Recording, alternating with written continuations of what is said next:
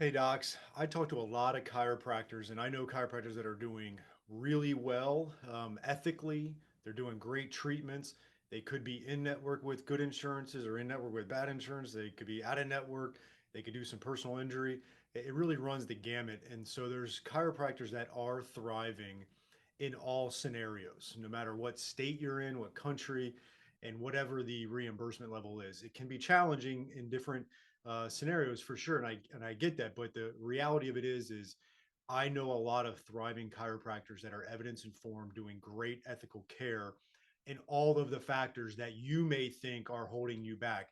And I get it. Sometimes it's frustrating, but a lot of chiropractors are wanting to reap what they're not sowing, right? They want this thriving practice that is lucrative and plenty of fun and doing what they love and being able to pay off all their student loan debt and have a nice life. And they're frustrated because they're not there. But the hard reality sometimes is there's certain things you need to be doing that other chiropractors are doing to be successful elegantly, and you're just not doing it for whatever reason.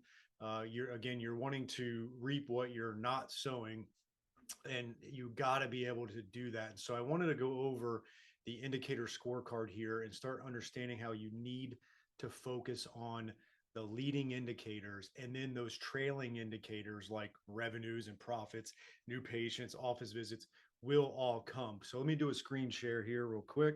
And this is the indicator scorecard inside of the Chiropractic Success Academy.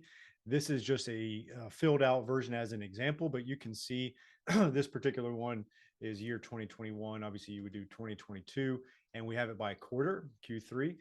This is really taken from the book Traction in the Entrepreneur Operating System.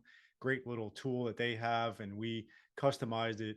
And you just can go in and fill out the leading indicators and trailing indicators. Like, for instance, this is what let's go into 2022. This is what a blank version would look like. And you go into here and you hit that plus sign and you add in who it is and so on. So let's go back to the Q3 one here we had.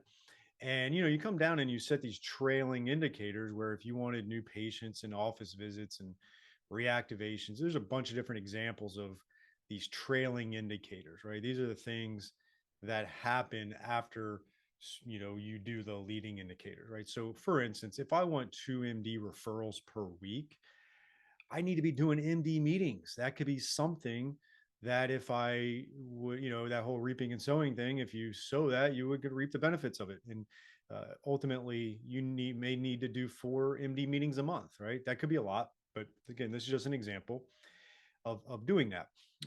If you want more new patients, you may need to be shooting videos, right? Writing blogs, Facebook ads could be something, attorney networking. If, in our practice, we wanted to have 3 new personal injury patients a month. And so we knew we needed to be doing attorney networking twice a month, right? And so you can change these variables, whether it's month, week, or quarter, and then you go over here and you keep track, right? It's kind of a gamification and scorecard of what you need to be doing. So, and it sets up automatically for you based on whatever quarter and year you pick. It'll switch. Like for instance, the week of October 1st, that's a Monday, so that's your first. That's why it's October 4th and not say October 1st, which would be a Friday. So it's the week of, and the gray is October, the white November, and then December is in gray again. So go back here, since we got some filled out, but you just would hit the arrow button to say, okay, I did 2 MD meetings that month. I did 0 in that week of July 12th. We did 1 that week and we did 1 there. And so we did, and we hit save, okay, right over there. So now we actually did what we planned to do, right? And a lot of you don't even plan out, and then some of you plan out, but it's just kind of whimsical, and you don't actually have a plan of what you're going to do, and then a tracking of doing it to hold you and your team accountable. That's why we have a who over here, right? Like, so it might be Dr. Smith. You might have multiple doctors, so it could be both or one, and you would put that there. And then from here, you and your team keep track of, are you actually doing the leading indicators? And if you do them long enough and you get over your fears of shooting video or meeting people in person and getting out in the community, if you actually do those things, the trailing indicators will improve. I know it for a fact. Okay.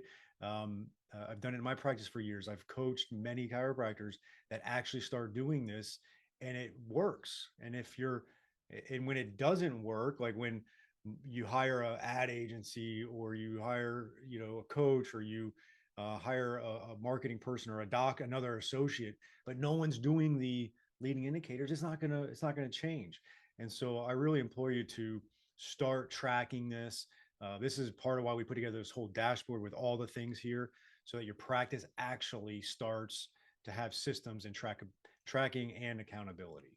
So start doing the leading indicators, have a plan, actually do it, get over your fears or whatever psychological barriers are there for you doing it, and know that whatever excuse you may have as to why you're not thriving.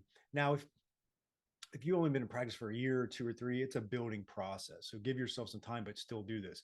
If you've been in practice for 4 or 5 years or longer and it's a struggle and you're not growing, you got to really look internal, because there's a lot of chiropractors doing good. I know it's not easy, but it's very doable. You just have to focus on the leading indicators.